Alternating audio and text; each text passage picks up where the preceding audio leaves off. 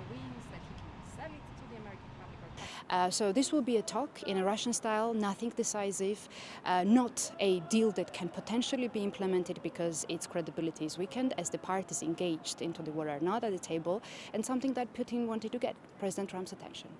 So there are some illustrations on the EU side. I'm not sure we will have any illustrations from Alaska state.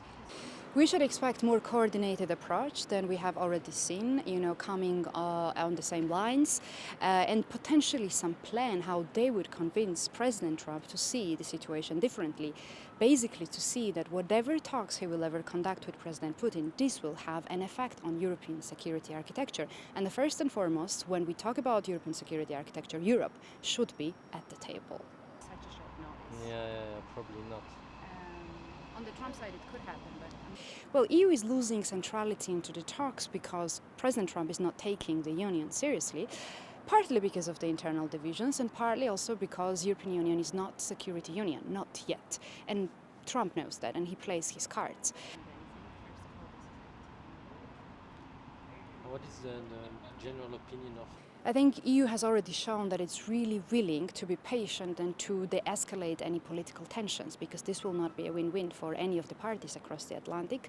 So we know that EU will try its best with the like-minded countries, with the UK and others, to somehow, convince President Trump otherwise and de-escalate any political tensions that may arise after Friday.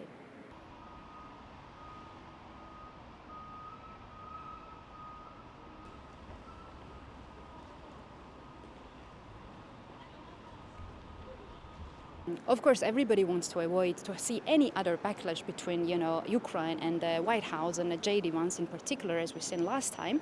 But I think President Zelensky has already shown his greatest attempts and quite a leadership that he is able to take the challenge and somehow put things back on track with the help of the European Union and the other like-minded countries. So I'm less concerned about that.